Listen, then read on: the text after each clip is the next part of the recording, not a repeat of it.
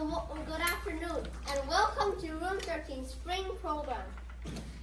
Today, we'll be performing Dig It, a musical tale of ancient civilizations. Join us on our adventure as we travel back in time to learn more about ancient Mesopotamia, Egypt, China, Greece, and Rome. You may even see a skeleton or two along the way. Woo-hoo-hoo! So set your phones to silent, set your voices to silent, and let us begin the show. This musical begins on November 30th, 1974 in Hadar, Ethiopia. Why? This was where two archaeologists named Tom Gray and Don Johansson discovered an exceptionally complete skeleton of one of our early ancestors from over 3 million years ago. They named her Lucy. Wow, it's dark in here. This is scary. There it is. This way, Kat. I'm telling you, this is the best thing you've ever seen. But Taki, I can't see a thing. Ethiopia is scary in the dark. Your basement is scary in the dark to you, Kat. You've got to see what we found yesterday. I'm telling you, it must be the greatest archaeological discovery ever. But Taki, why do I have to look for it in the dark? Because Dr. Gray and Dr. Johansson probably wouldn't like us poking around in their dig before they announced the discovery. Besides, it's spookier this way. This is a show, you know. Ah! What is it, Taki? It's bones, Kat, bones. And according to my best cousin Danny, they're more than 3 million years old. Wow, 3 million years old? That makes it one of the oldest skeletons ever found. Can I touch it? Well, I don't know if that's a very good idea. What was that? I don't know, but it's not funny. Who's laughing? Cut it out! Cut what out? What are you talking about? I didn't say anything.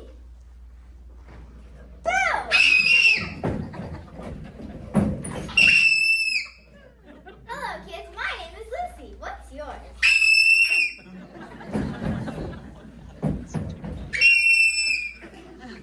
Kind of jumpy, aren't you guys? What's the matter? Haven't you ever seen a real fossil before? Good grief. Look, I've been lying around here for 3 million years. I've got calcium deposits older than the two of you. Can't we just be friends? But you're a skeleton. Well, you've got a smart one here. Is that your final answer? Or do you want to use a lifeline? But skeletons can't talk, can they? Duh. Well, I don't know. Let's see. Am I talking or not? Wait till I decide to sing, buddy. You ain't heard nothing yet. Wow. In a way, all fossils can talk. By studying us, you can tell a whole lot about the things that happened in the world a long time ago. I know that studying history is a good way to learn about where we came from, where we are, and where we are going. Now you're talking. I'm Lucy. Tucky. And I'm tough. Charmed, I'm sure. Now come on, let me show you a little what has happened since I lay down here so long, long ago. Weird! Totally weird!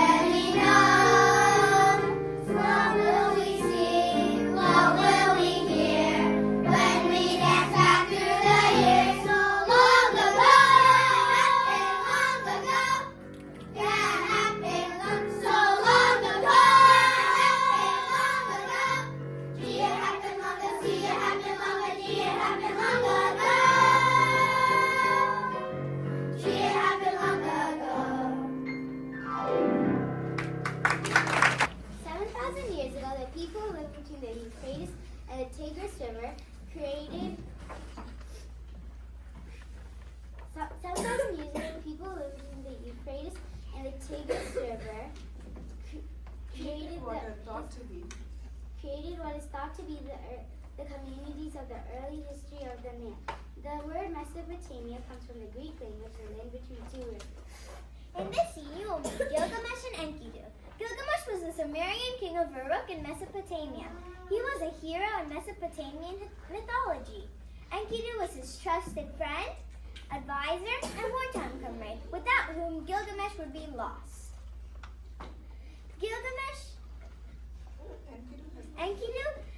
Enkidu has the answers to everything and is at Gilgamesh's side, constantly feeding him information and support. Who are those people over there, Lucy? Good question, Hut. Those are the Sumerians from the land of Mesopotamia. What you're looking at there is pretty typical for 3000 BC. That guy's name is Gilgamesh.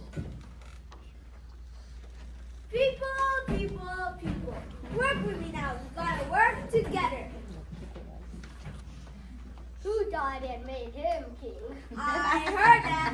Now look, I know you're all used to working in a family and getting along just fine. But it's 110 degrees out here, and this land is as dry as a desert. Sir, what is Enkidu, my found friend?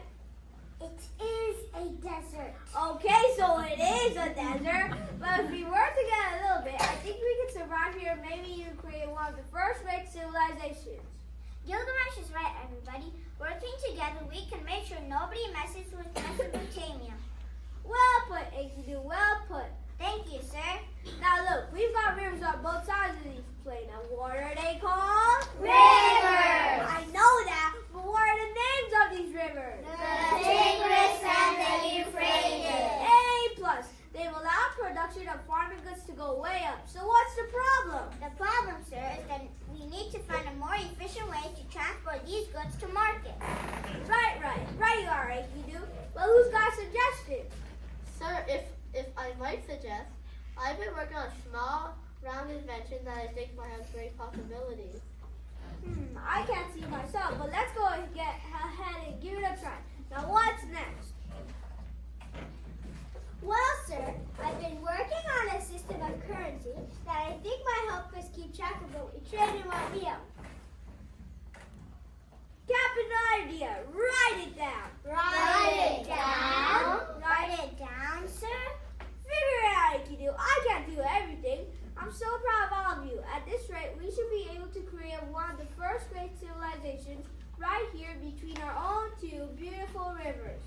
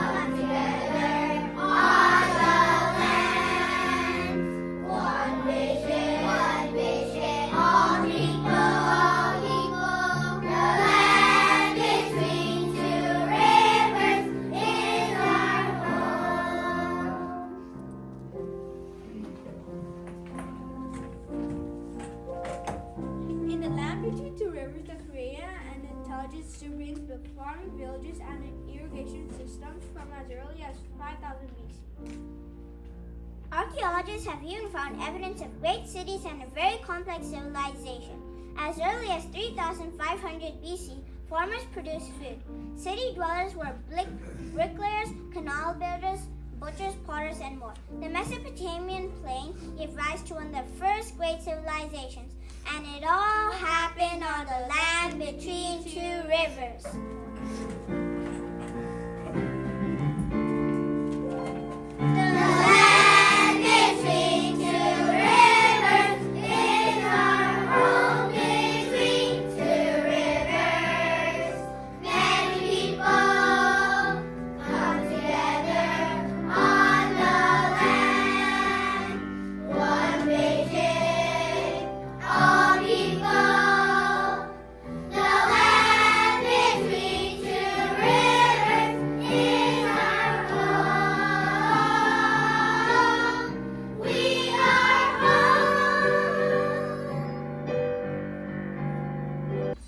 Egypt was home to one of the most advanced civilizations in the ancient world, lasting over 3,000 years.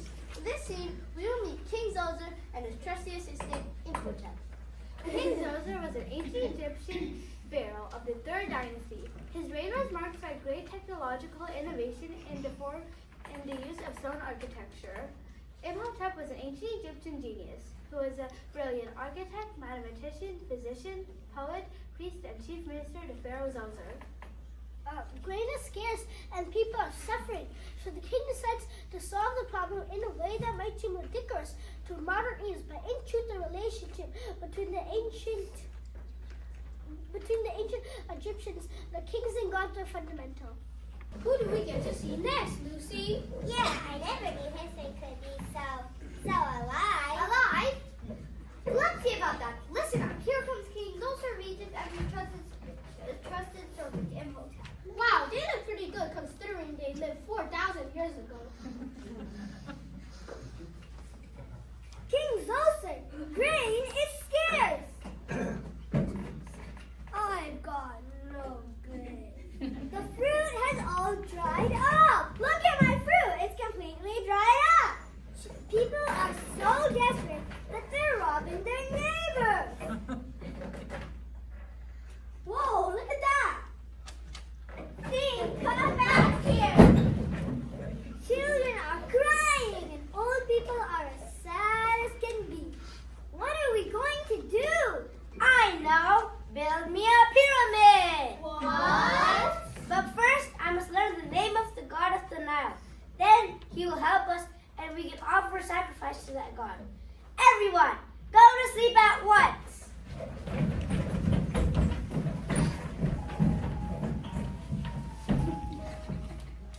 I am numb. That's Khnum.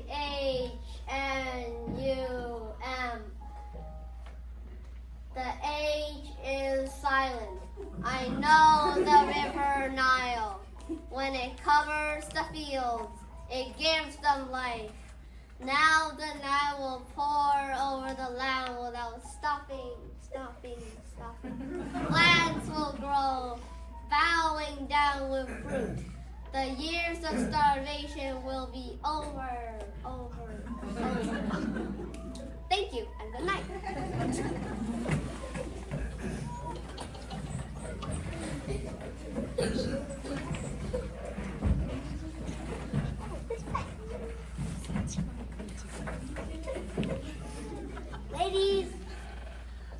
Ladies and gentlemen, my fellow Egyptians, I've had a marvelous and rather brief dream. The name of the god of the Nile is Num. That's K-H. Oh, never mind. We must offer him gifts. The years of hunger have ended. Now we can build a great Egyptian civilization that people will talk about for generations to come. I know you're all hungry, but first things first. So we'll start with a giant pyramid, which shall be my tomb. Yay!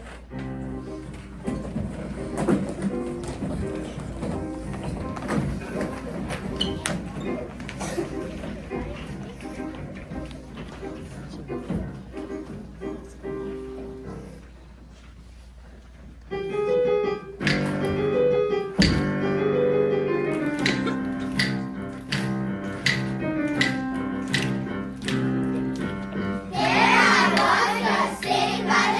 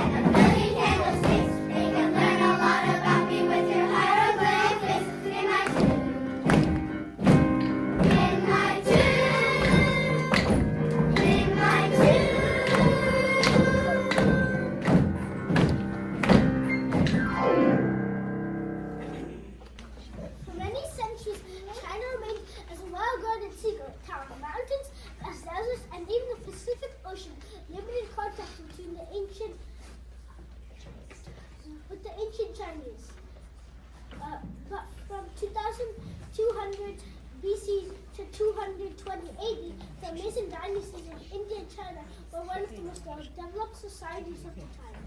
In this scene, we introduce Confucius, who lived from 551 to 479 AD.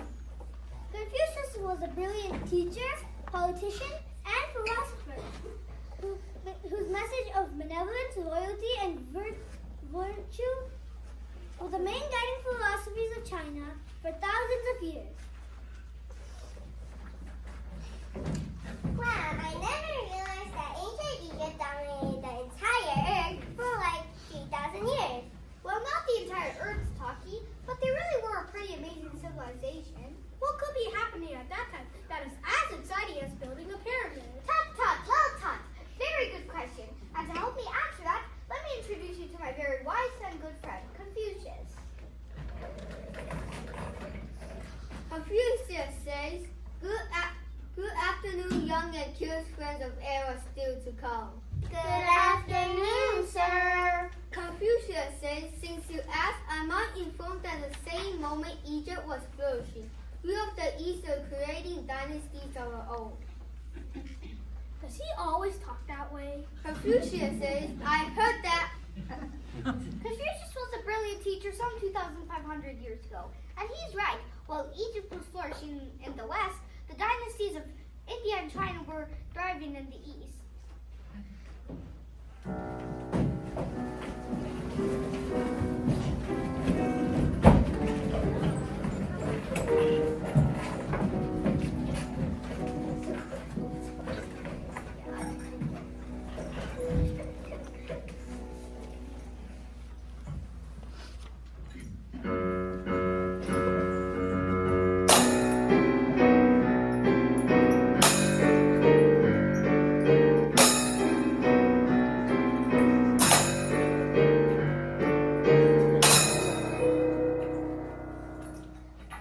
Riches and honors are what everyone desires, but if they be gained only by doing evil, they must not be held.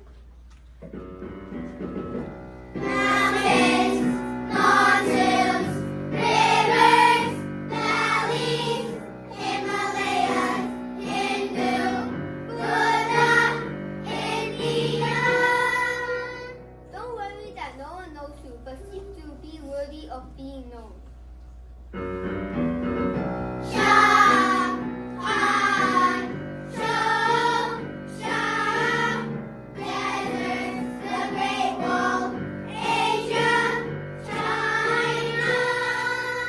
What you have do not done to yourself, do not to others. Sound familiar? This is the land of the dynasty, stronger than any on earth. Empire is standing for unity. This is the land of rebirth. Mountains, monsoons, rivers, valleys, Himalayas, Hindu, Buddha, India. Like threads of silk individually, we are so fragile. But when woven together, we make a powerful tapestry. This is the silk as a gift to us. We bring a fine tapestry. This is the strength shared by all of us. This is a fine dynasty. Young, Han, Shou, Shang, deserts, the Great Wall, Asia, China. Welcome to our dynasty. Perhaps no civilization has had as much direct influence on our American lives as the ancient Greeks. This is especially true in regards to architecture, literature, and the rest of their rich culture. In this scene, we will meet Sophocles and Herodotus from ancient Greece. Sophocles was one of the most famous and celebrated writers of tragedy plays from ancient Greece. He wrote more than 120 plays. Herodotus, the father of history, was a Greek writer credited with being the first historian. He traveled far and wide to gather lived experiences from civilizations around the world and brought his findings together in the histories. A vast 9-volume series spanning continents and lives. We are the chorus of the ancient Greeks. We have to act together, so we practice for weeks. Listen very carefully, for when we speak, we will tell you all the wonders of the ancient Greeks. No, that will never do. No one will believe you if you don't give it more emotion. Now, please, one more time with feeling. We are the chorus of the ancient Greeks. We have to act together, so we practice for weeks. Listen very carefully, for when we speak, we will tell you all the wonders of the ancient Greeks. How's it going, Sophocles? Is the play almost finished? Terrible, just terrible, Herodotus. The play festival in Athens is less than a week away, and I can't get this chorus to work together for anything. What's a new play about anyway? It's supposed to be about all the wonderful things of Greece that'll be around for thousands of years after we are all dead and gone. Sounds interesting. It is interesting, but I can't come up with the right hook to tie it all together. How about the Odyssey? No, Homer beat me to it. How about